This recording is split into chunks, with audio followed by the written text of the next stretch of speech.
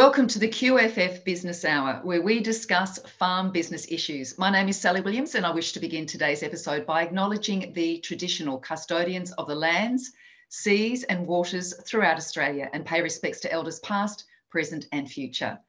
This session is made possible through the Future Drought Fund Farm Business Resilience Program, a jointly funded program by the Australian Government and the Queensland Drought and Climate Adaptation Program. In this episode, we'll be looking at the climate risks facing farmers and the tools available to manage these risks. And now I'd like to welcome today's panellists. We have Claire Yeo, Team Leader for Decision Support, Agriculture and Senior Meteorologist, Bureau of Meteorology. Hello to you, Claire. G'day, Sally. Hello, everyone else. Great to have you with us. I can't wait to get chatting. We have Stephanie Dixon, Customer Engagement Coordinator, Climate Services for Agriculture, Agriculture and Water Program, Bureau of Meteorology. Hi, Steph. Hi, Sally. That's a bit of a mouthful. I know it was, but I got through it. Welcome to you, and it's great to have you with us as well. And finally, Karen George, GrowCom Manager, Resilience. Hi, Karen. Hi, Sally. Okay, well, I'll keep moving and I'll get to you all shortly. Australian farmers are said to operate within one of the most climate vulnerable industries in one of the riskiest environments in the world. While farming businesses face many sources of risk to begin with, the variability of Australian weather and climate is believed to be one of the most difficult risks to manage.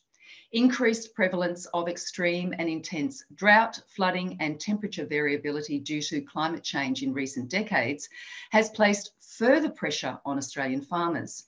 In addition to being susceptible to fluctuations of the market, farmers must now adapt their agricultural practices to be productive and economical in changing climate conditions. Today's panellists are experts in understanding weather patterns and climate data.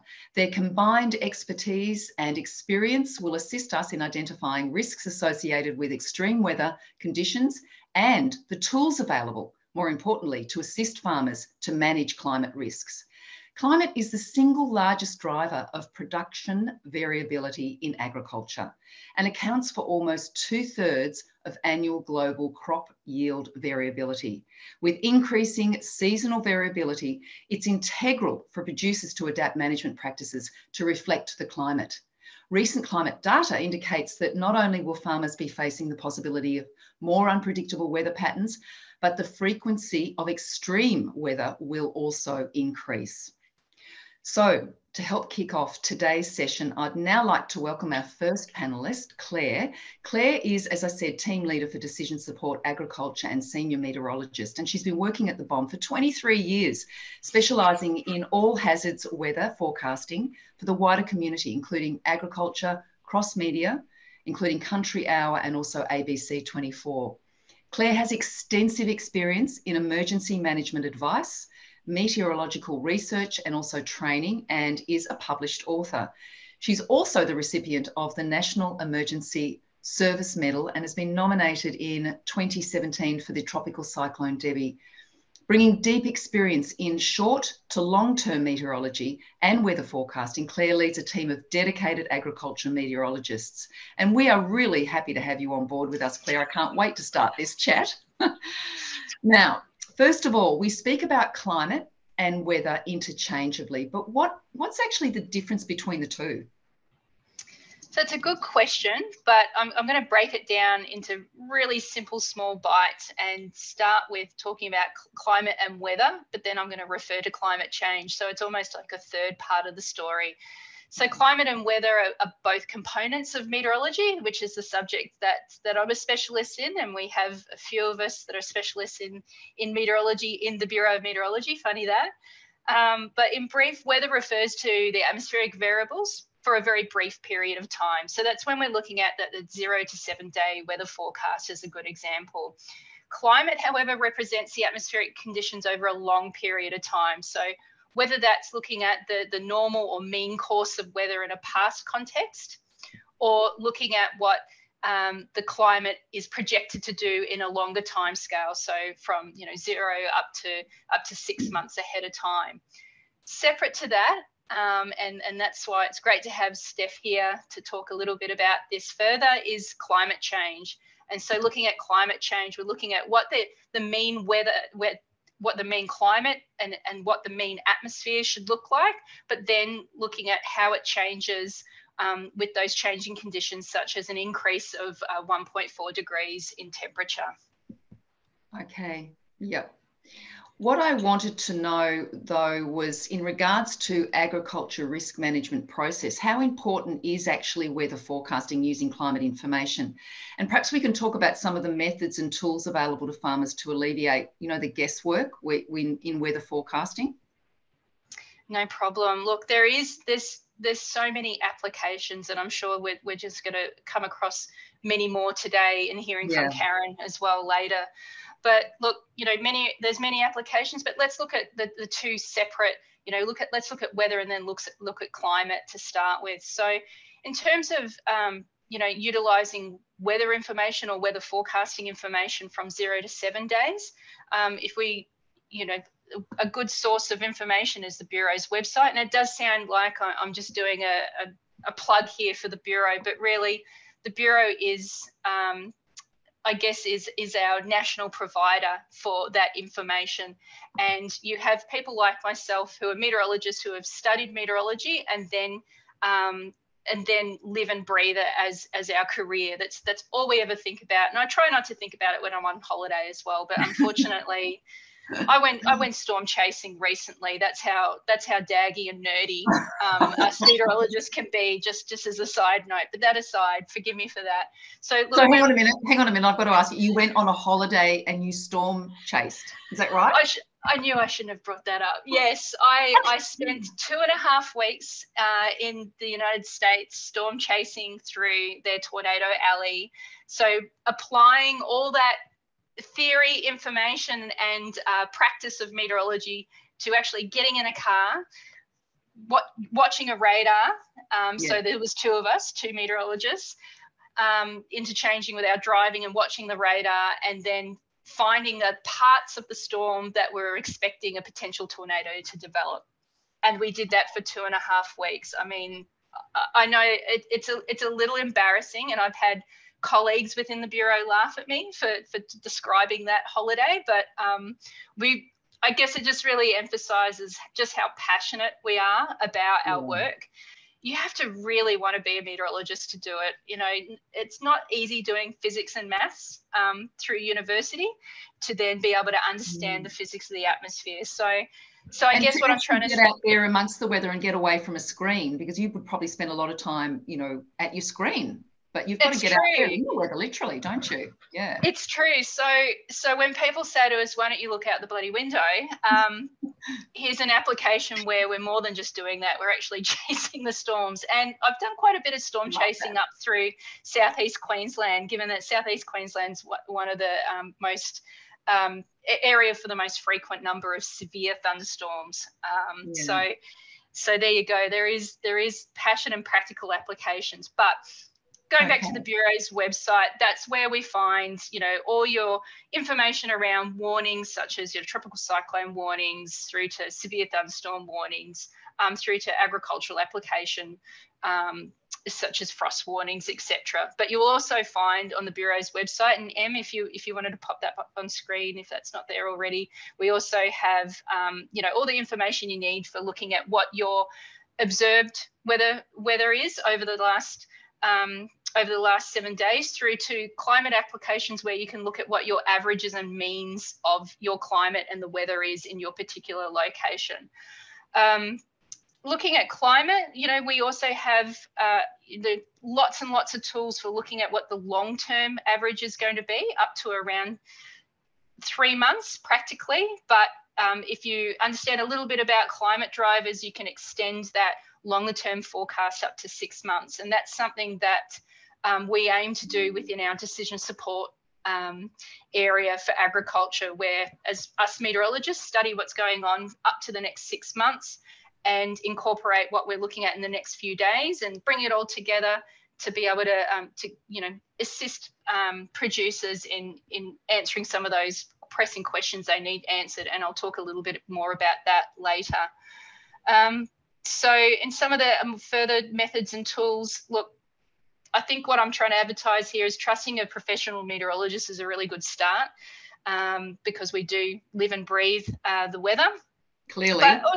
But also utilising, there is plenty of other information out there by other providers. The Bureau's website isn't as pretty as others, but we have tools such as MetEye, which provide, a forecast for the next 7 days of your individual weather parameters, such as temperature, relative humidity, wind speed, rainfall, etc.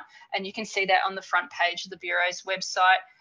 Through to, as I said earlier, the climate pages, which are a little bit further on that front page, and there's a whole wealth of information there. But it can seem a little overwhelming, and that's where, the information that we supply to weather presenters for radio and TV comes in really handy. And, I'll give a good plug to ABC here and Nate Byrne, because Nate actually is a trained Bureau meteorologist. Who left the Bureau and went on to do TV presenting, and he's a fantastic communicator, and he works very closely with the Bureau, so he's a fantastic source of information on ABC 24. We love Nate. So do we. He's fabulous. Yeah, I listen to him every day, so yeah, I'm so with you on that. He's great, and the passion is very evident. Great. Yeah. Sorry, I interrupted you there. No, that's okay. No, I think I'm finished for now. If you have further questions. Well, I was actually wondering if you could elaborate on some of the broad range actions that can be utilised in combating those times when climate really does become a risk. And obviously, long-term planning is extremely important for farmers. Yeah, of course. And I actually have some really good practical examples, because they're right at the front of my mind at the moment, since we've stood up this dedicated section to agricultural meteorology, we're calling it. So one is looking at this week, we are forecasting what we call a significant event. So, showers are returning to the tropical coast from Friday, and then on top of that, we have, widespread unseasonal rainfall developing. We've already seen that unseasonal rainfall across Northern Territory and down into central parts of Australia, associated with what we call a northwest cloud band. And that rainfall is going to move across into Queensland from today into the weekend. So we're going to see, that unseasonal rainfall and temperatures well above average. So those daytime temperatures will be particularly well below average for Western Queensland from Saturday and Sunday. And then that event, so the rain and the cooler temperatures, will spread eastward on Monday before contracting away from the west. It's particularly significant as we've had very warm temperatures or unseasonably warm temperatures in Western Queensland, I think up to 35 degrees at a couple of locations this week. So we're going to be going from those very, very warm to hot temperatures unseasonably down to very cool temperatures, temperatures in the high teens, combined with some windiness and rainfall. So what that means is, in a practical application, two industries immediately come to mind, one being livestock. So that upcoming rainfall will be accompanied by those, that significant drop in temperature. That combination of the wind, rain, and lower temperatures could put vulnerable stock at the risk of mortality if not sheltered. Another practical application is for the sugarcane industry. So we have been producing focused forecasts for some industries that have invested in my decision support, what we're calling decision support team. Sugarcane is one of them, and the sugarcane mills like to have some indicators for the next 6 months. That's helpful for planning their harvesting schedule, so maximising equipment, sugarcane content, etc. There's another practical application of how, having an indicator of what the rainfall is going to be doing over the next 6 months is really important. But for anyone, if we indicate there's going to be a likelihood of wet conditions over the next 6 months, then low-lying paddocks will have waterlogging issues first. So harvesting may occur in those paddocks, those lower lying paddocks first. So that's a really, I guess, day-to-day practical application. And then forecast dry spells. Well, you know, we are looking at the potential development of an El Nino, and I say that with some caution. But you know, forecast dry spells. You know, if we know what's happening in the next 6 months, that will assist irrigation planning. Just as a couple of examples. So, I'm hoping. You know, our decision support team, and we're only a small team at the moment, and we're hoping to grow, can start to really look at some of those practical questions and look at those practical applications of applying forecasts out to the next 6 months. Yeah. You know, I'm sure Karen will provide even further light on some of the experience that she's had with our growers and how, you know, having your own meteorologist in a can that you can pop out at any time to answer those pressing questions you have could be really useful. Absolutely. Well, thanks so much, Claire. I'll keep moving on so I can get to our other panelists, but that was absolutely wonderful. Weather has always made farming a risky business, with Australian farmers being pretty good at adapting and managing risk in an already difficult climate. But as we can see, climate change is a whole new ballgame, where the past is not necessarily a good guide to the future, and even a small deviation from normal weather patterns can make a significant impact on production. There are a number of tools and decision frameworks that can be used to assist in planning for climate change.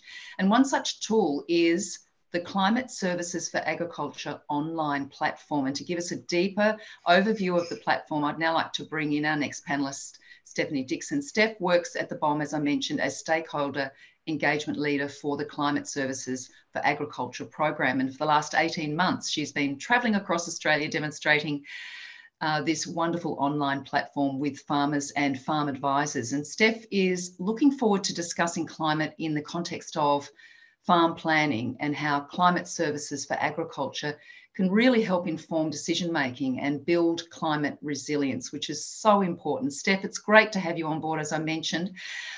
Welcome again. First, let's talk about this platform. Can you explain it to everyone, please? Thanks so much. So the Climate Services for Agriculture platform is basically a website that's designed to give 60 years of historical climate information and 60 years of future projections and make them relevant by location and commodity. So we've been traveling around for the last 18 months and doing a lot of co-design sort of consultation with this product. And just finding out what is relevant to each location and industry. So for example, if you're growing bananas, you can log on and have a look at the historical incidence of chilling injury, the growing degree days and heat risk, and find out whether this is likely to change and in what direction that's likely to trend into the future. Similarly, if you were growing cane, you might be able to have a look at the average temperature at ripening and wet days at harvest, just to give you a general guide of how that might change into the future and any adaptations you might want to make. The project is funded by the Future Drought Fund, and it's delivered by the CSIRO and CSA through a co-design process, as I just mentioned. And so obviously you're interacting a lot with farmers and advisors, and what sort of feedback have you got from both? So I was thinking about this actually just the other day, because we do report back to our science team frequently on what we've heard in the field, and I realized I was telling them all the problems with it and forgot to tell them that overall it's a generally very positive reception. But as I say, we're still in the development phases, so we're looking for those issues and any way we can make it more practical and relevant. But I think overall, there's a lot of things that affect people's use of a tool like this. For example, we have a lot of discussions around climate change, and there are a lot of different opinions on climate change still in the industry.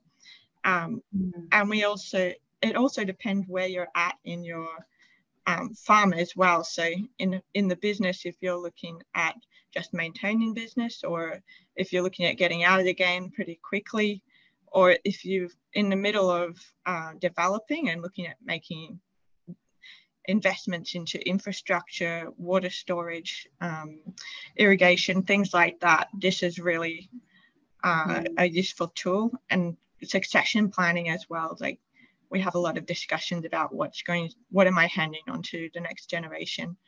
And Sally, when we've had the opportunity to have both Claire and Stephanie out talking with industry here in North Queensland, and we will continue to do that right across the state.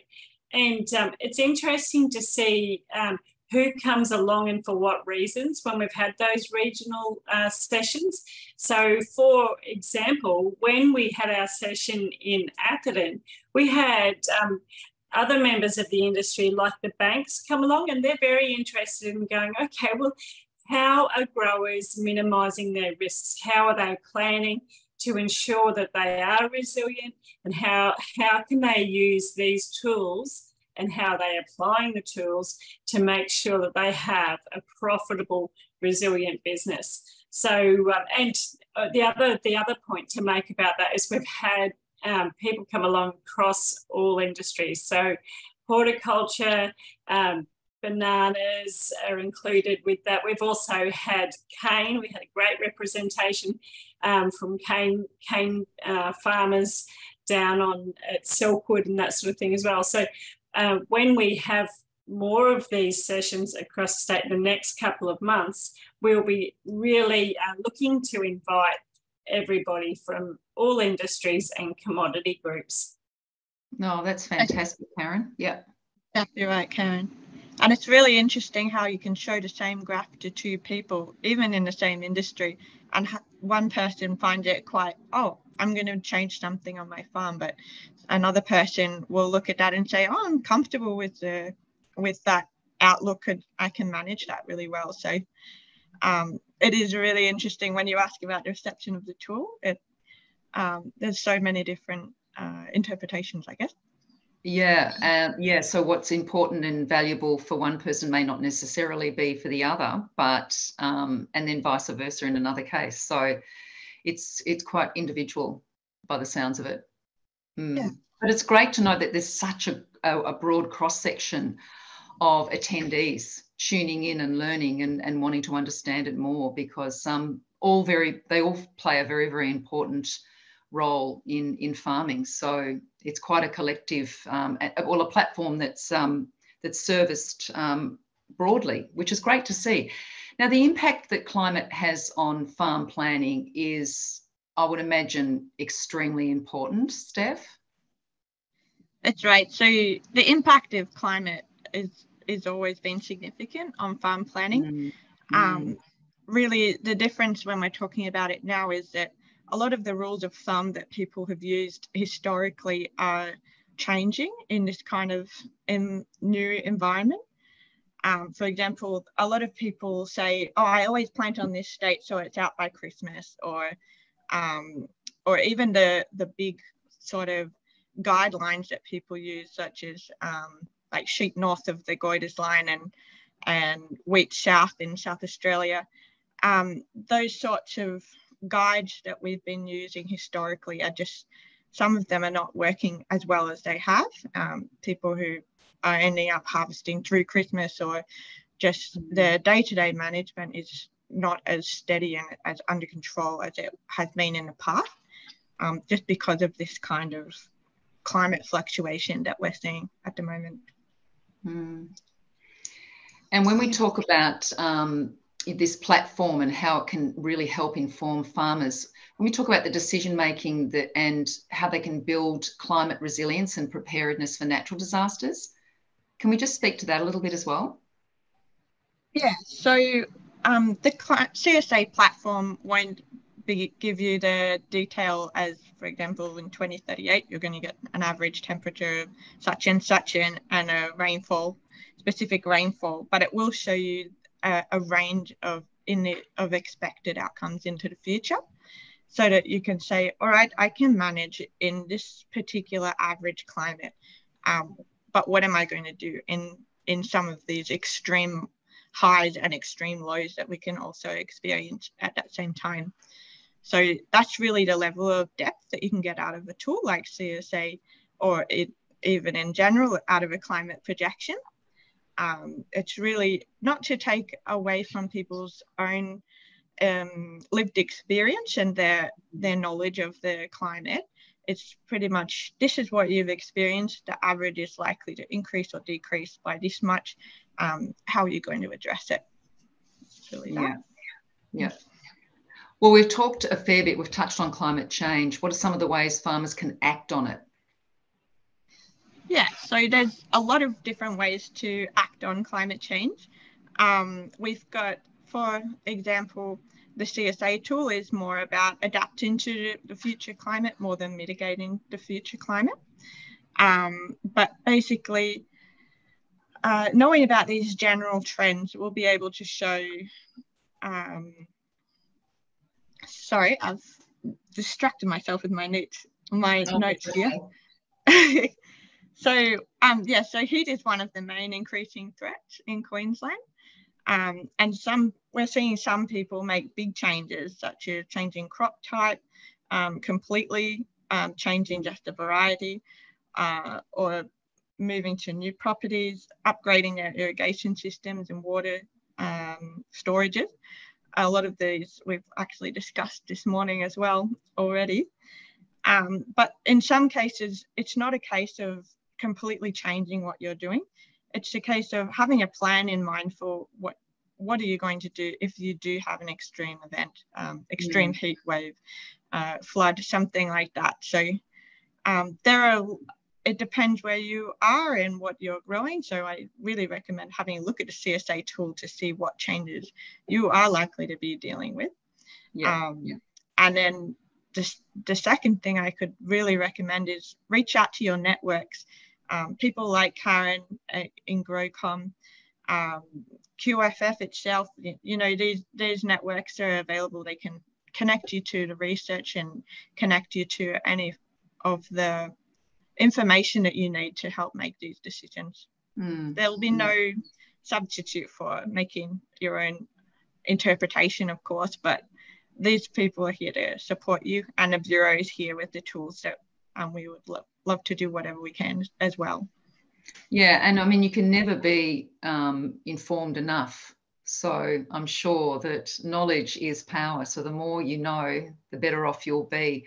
And that's actually a great segue into introducing Karen. So I'll move on now. We'll get back to you in a moment, Steph. Thank you. Another great instrument available to farmers to manage uncertainty and complexity is the Farm Business Resilience Program, which provides farmers with tools to manage various risks and build great personal, business and social resilience. Horticulture, Australia's second largest primary industry, is worth more than $2.8 billion per year and employs approximately 25,000 people across 2,800 horticultural farms, producing more than 120 types of fruit and vegetables. These farms are greatly affected by climate change, heat, as we've mentioned, heat waves, droughts, or the polar opposite, cyclones and flooding, as well as occasional changes to growing seasons. They can all have short-term impacts on the industry, but also bear long-term implications as well. So to provide us with further information on how best to manage risks associated with climate change in the horticultural sector and discuss how farm business planning can serve as a tool, I'm finally going to welcome our final panelist, Karen George, who it's great to have you already chatting with us, Karen. But just before I bring you in, I've got a little bio for you, Karen.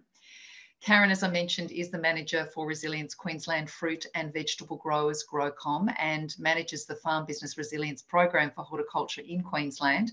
And throughout her career, Karen has lived and worked with regional and rural communities across Queensland, and she enjoys creating opportunities to support farm businesses to mitigate risks and develop strategies to be more resilient through the Farm Business Resilience Planning. And Karen, as I mentioned, we love having you on board here and we love your passion as well. Let's talk about, first of all, what are the impacts of climate change on horticultural regions and production systems in those regions? Yeah, thanks, Sally. I think the first thing to say is that Queensland horticulture is often overlooked by people outside of the industry when we're thinking about drought and other climate impacts. But drought, like all weather and climate variations, strongly affect horticulture. And Claire mentioned it earlier, and then Stephanie mentioned it also, how horticulture is highly reliant on irrigation, and crop types are grown to suit specific regional conditions. So for planning your irrigation and planning your commodities and your crop types and planting and harvesting and everything throughout the whole system is highly impacted on weather and climate. So changes in climate severely affect horticulture farming practices and management decisions.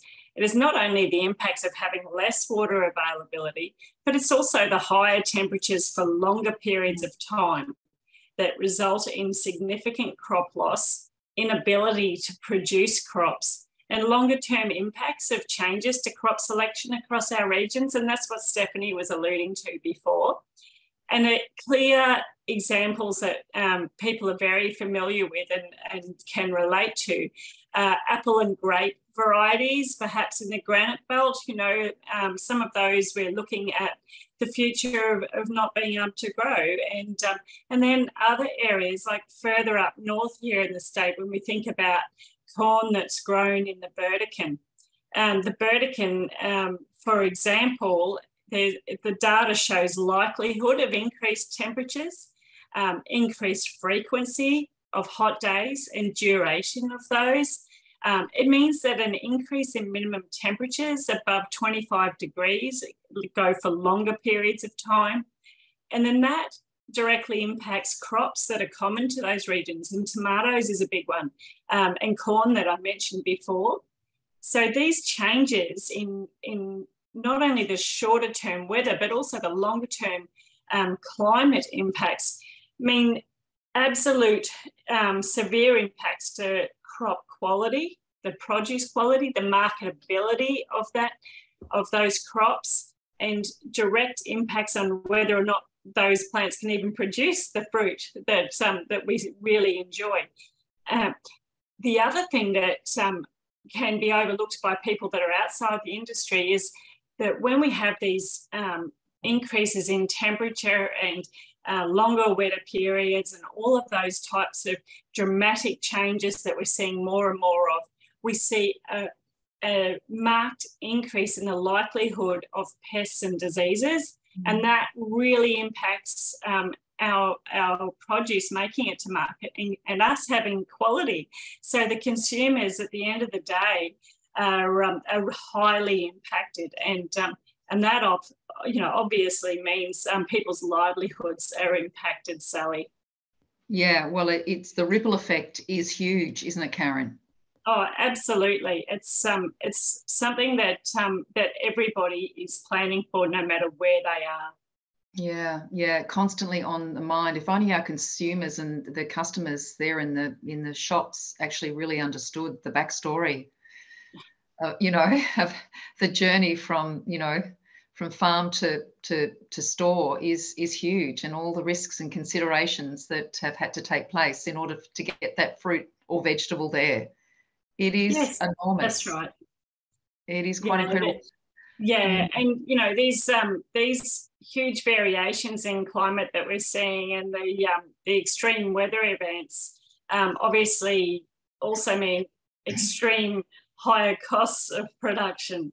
So it does impact us not only economically, but even environmentally. We all look after our limited resources, and we manage to care for our resources. And it has a social impact as well, as Sally, people's well-being and just mental health if you keep getting knocked down. So, if you can plan, you can have options. So, that's where this is what we're talking about. It's being able to make some decisions and minimise your risks so that you can plan for these changes and high impacts. And the Farm Business Resilience Plan, how can it be used best as a tool to mitigate these risks? Yeah, it's really about enabling us to make better informed decisions, Sally. So it means that we can remain profitable, not just monetary terms, like I mentioned before, and environmentally, but also socially. And we have a far better chance of ensuring that our production systems are set up so that we can withstand the changes in climate and other risks. And both Stephanie and Claire, mentioned that before when they were talking. It's about setting up your system to meet what we can foresee happening in the future. And that minimises those risks, it minimises those additional costs, and it ensures that we get a lovely apple at the end of the day, Sally. Literally. Yeah, exactly. And I mean, as we were saying too, the more informed you are, the better it is. And, knowledge is power. So you've just got to have that plan in place. So, and so the bigger the plan, the lower the risk, would you say?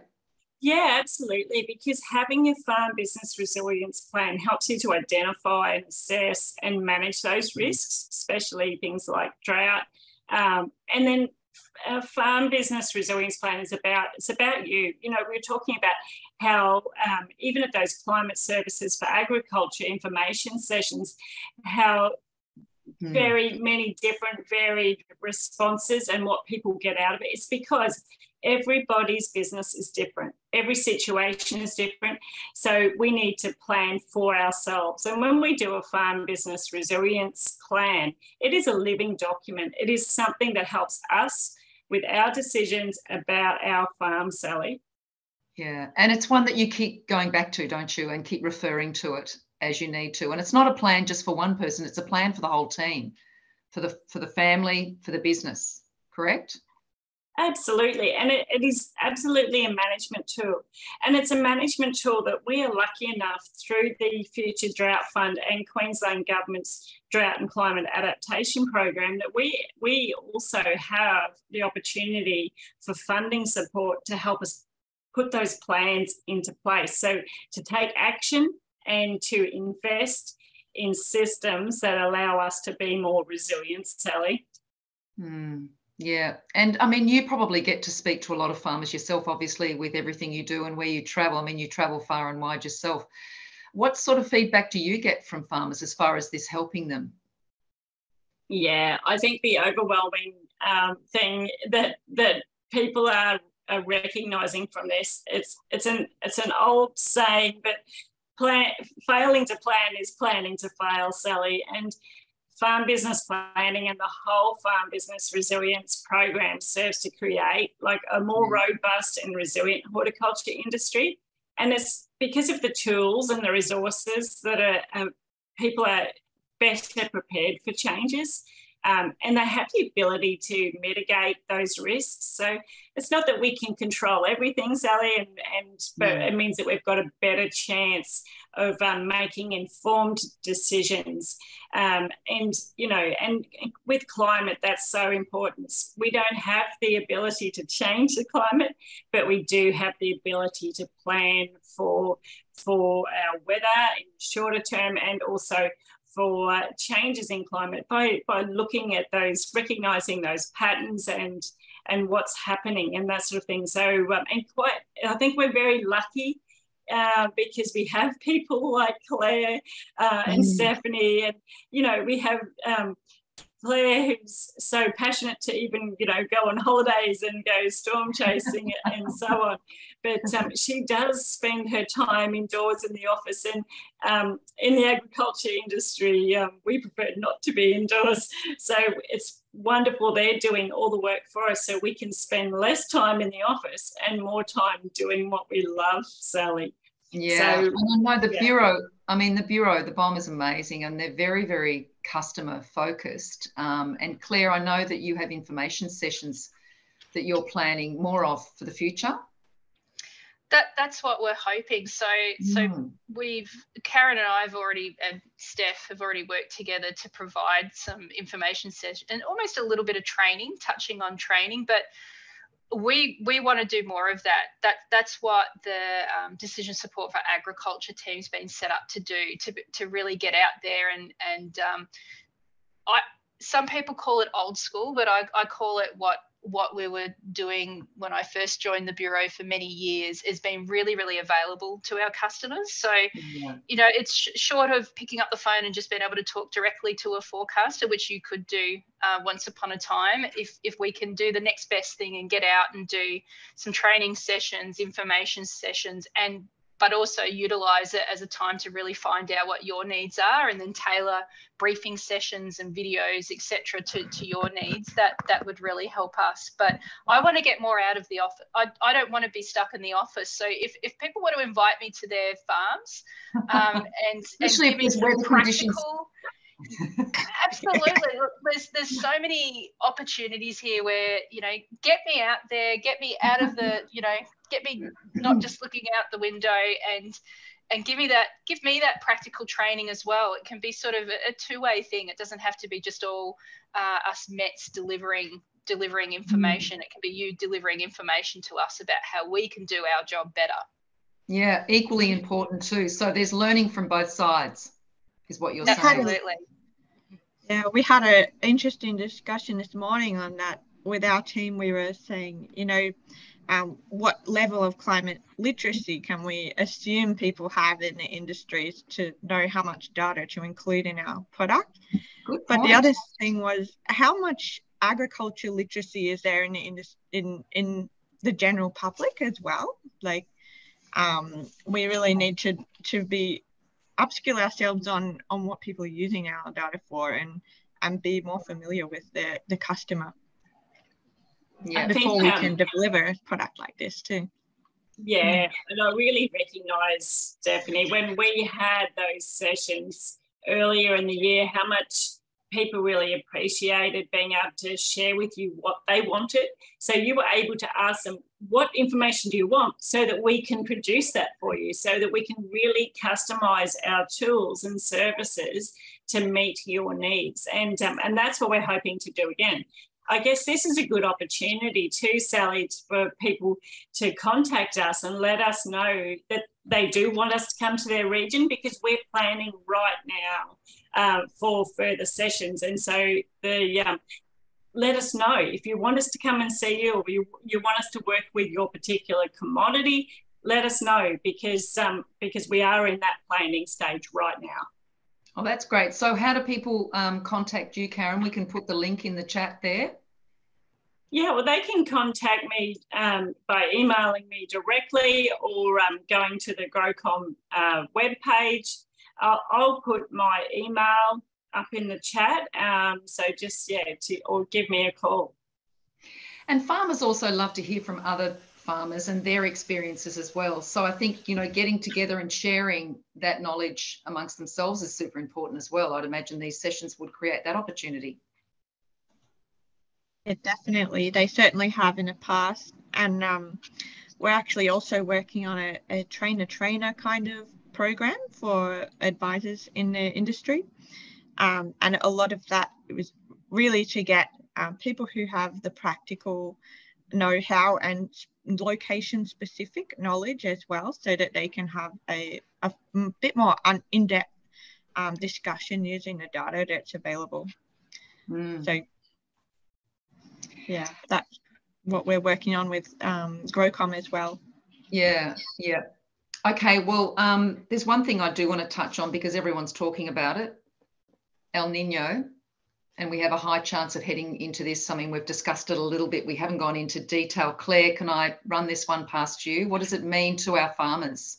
Yes, it's an interesting one, and been quite topical in the media. And it's one of those, El Nino, or the ENSO climate pattern, is one that can get a lot of hype around it, and is a good, a good clickbait for within media circles. The way the Bureau of Meteorology declares whether we're going into an El Nino, for example, looks at many, many ranges of factors, and not just one or the other. So we look at what sea surface temperatures are doing across Pacific, but we also look at what the differences between the sea surface patterns, pressure patterns are between Tahiti and Darwin.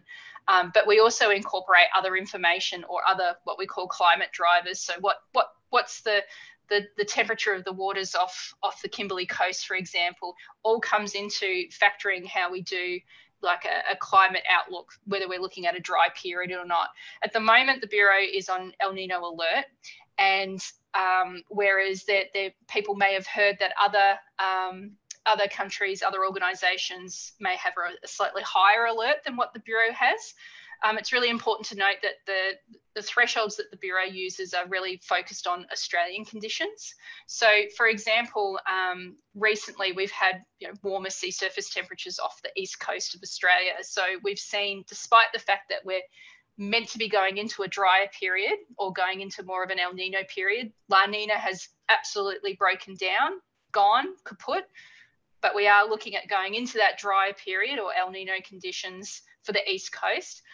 We have had other factors such as sea surface temperatures off the east coast of Australia is still quite warm. So we still have been seeing showery conditions and not the drier conditions that people may expect with an El Nino. So it's really important that people do realise that you can't just rely on one I guess headline or another for looking at what the longer term climate is. So at the moment, it is that we're still waiting on a few other indicators before we would declare an El Nino. And one of them is that we want to see the sea surface temperatures change the way we expect for an El Nino, first of all. And second of all, we need to see a few other climate patterns breaking down as well before we would declare it. So we really are looking at the best practice and best science for Australia in particular, which is a little bit different for the US, for example, who may have declared the potential El Nino a lot earlier than what we might. It's not easy, is it? Climate outlooks. It takes a lot. It's not easy, but I guess, I really don't want people to walk away and think, oh, they don't know what they're doing or they're just guessing. That's really not the case at all. I mean, climate science, atmospheric physics is a really hard subject, and we are getting better and better. And we're heavily reliant on computer modeling, and computers, computer power improving with time. So as we move into the future, obviously our forecasts are going to get better because we do have better modeling. But also our understanding of the atmosphere and the understanding of climate drivers such as the ENSO, El Nino, La Nina phenomenon occur, we're going to get better with doing those predictions. And the information we can give you is the best information you can get. I mean, it's better than nothing at all. So absolutely. Yeah. And, we just have to trust as well. We just got to trust it, use it. It's the tool. There's platforms and tools available. Trust them, use them, I would say. And you know what? We get it wrong, and we know that. And I'm happy to be in front of you today and say that we do get it wrong. And we know that some, our day-to-day forecasts, may not hit the mark that people are expecting, but we really are trying, and we really do review what we do.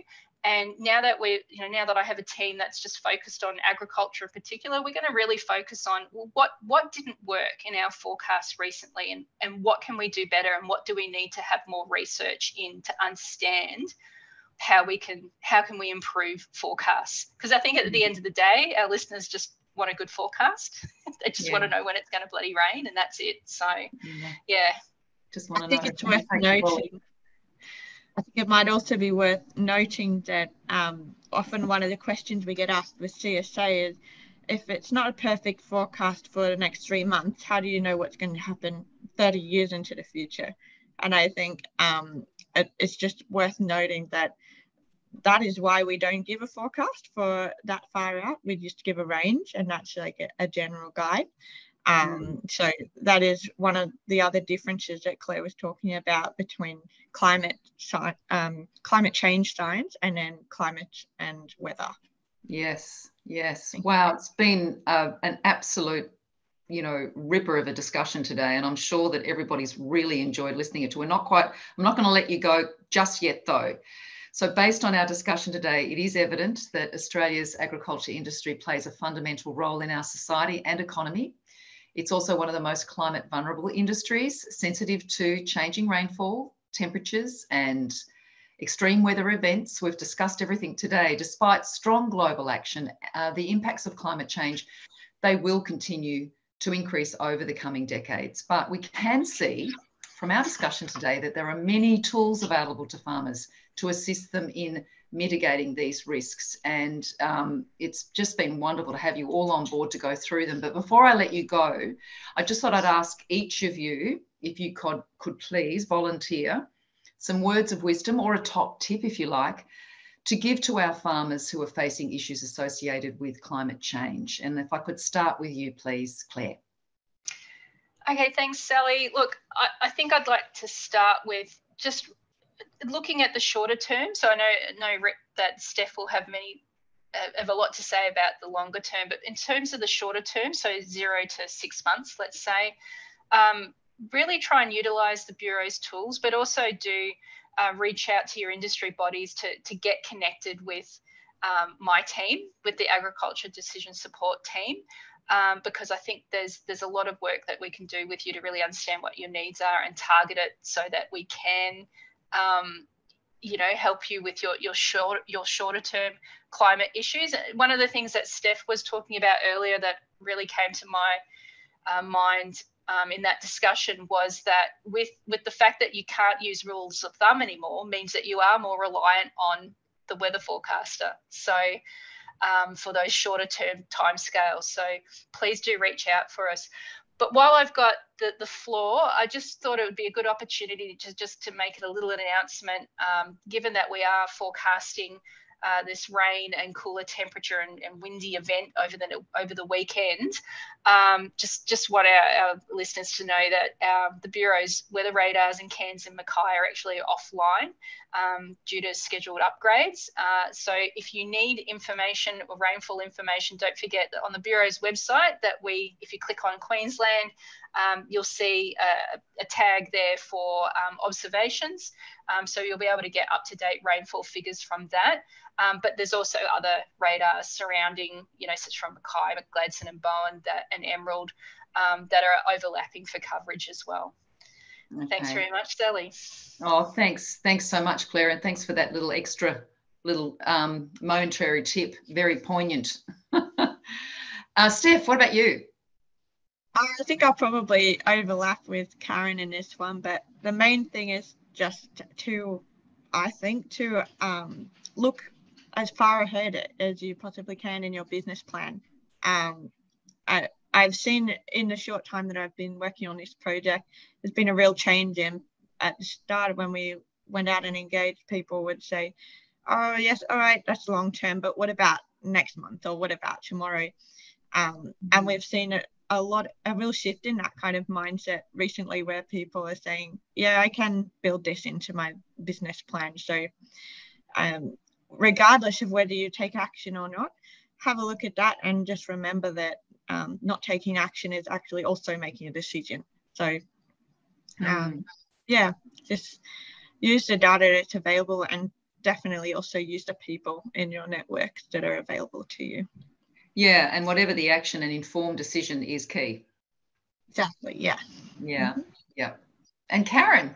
Yeah, finally, I think Claire and Stephanie have really said it. Look, the tools are there. Have a look at your current system. See what you do have control over. Are you using the information that is available? Do you know what the information is available, where to find it? Make some plans to get that information, make some plans to perhaps see what changes you can make to be in more control. So concentrating on what you do have control over and make some plans and share those plans. And share them out, make sure everyone's across them. That's right. And I guess also just get back to them and reassess them from time to time. How often should we do that? Oh, absolutely. This once you start doing this is something that again, everybody's business is different, but at the very least, it's every year that you should be reviewing your plans. Is the farm business resilience plans do look at all aspects of your business. And like all business planning, it's something that is actually a management tool. So you should be reviewing it. If it isn't seasonally, it's at least every year to see across all of your farm and your business to see, you know, are you doing the things you said you were going to do, and making yourself be accountable to your own your own plans, and reviewing how you're going, and what new information has come about, because there is new information coming on all the time, and Claire shared some of that with us earlier on. And like Stephanie is saying, you know, the climate services for agriculture, it is forever evolving, and there's more and more information in that tool all the time. Different commodity groups have been focused on, and that is progressing all the time. I think probably actually it's a good opportunity just to ask Stephanie, you know, have you got some particular, I know in the past you've had particular commodity groups you've been focusing on. What's your next plans on that one, Stephanie, with climate services for agriculture? So we've got a new release coming out towards the end of July to start of August. So there'll be some new commodities in that one. But we also have a review process going on at the moment to see what new commodities we should add beyond the ones that we have currently. So if anyone is really keen to get their commodity into the CSA, this is a great time to get in touch and let us know as well. Okay, fantastic. Now, there may have been some messages there in the chat. Sally? Yes. Can we just jump back to the two that have come through in the Q&A, please? The first one was about the CSA and what the proposed accuracy of the modelling for 2016 to 2045 is. Yeah, so if I can just make a start on that one and jump in, Claire, if you'd like to. Yeah. Basically, with a climate model, we don't give an accuracy rating like you'll see on some of the other Bureau products where it gives a percentage rating. Because it is so far out into the future, all we can really give is a range rather than a forecast. And for that reason, we can't give an accuracy rating, but the models are run across a historical time period as well to see how they perform. So imagining that we started in 1960, how it would perform forecasting what actually happened or predicting what actually did happen. So that's really how we do the verification for models, for a climate change model like we're talking about here. And we just select the best performing models out of all of the ones that are available. And does it vary across the regions? No, well, because we've got 8 different models, we're selecting the best ones that perform the best in Australia. So really, it should not affect the range as much. It should be, yeah, because we're giving a range, not a forecast. If we were giving a specific forecast, then the region would be affected quite a lot. But because it's a range, not so much. Claire, Fantastic. Do you want to add anything there? Or? No, you gave a really good description. So, you know, part of my studies when I was a university student was actually looking at climate change modelling, and you just summed it up in the best description I've heard ever. So I'm just going to put kudos down there to Steph. That yeah, well, you know what, that's a great note to end on, because we've almost run out of time. So Claire Yeo, thank you so much for joining us. Stephanie Dixon and also Karen George. It's just been a wonderful conversation. This is our final episode in the Farm Business Hour series, and we would like to thank all our panellists who have kindly dedicated their time and expertise to assist our farming community in building a strategic management capacity to prepare for and manage business and climate risks, as well as improve economic, environmental and social resilience. Thank you to the Future Drought Fund Farm Business Resilience Program and the Australian Government and the Queensland Drought and Climate Adaptation Program for making the Business Hour series possible. And as I mentioned, we just want to thank everybody that's taken their time out of their busy schedules to join us each month, including our 3 panellists today. Finally, to the team, Kerry and Beck from QFF, and Veronica and Emma from Revolve Services, and also Sylvia. I just wanted to say thank you to you all. It's just been wonderful to be part of your team. I'm Sally Williams, and I'll say bye for now.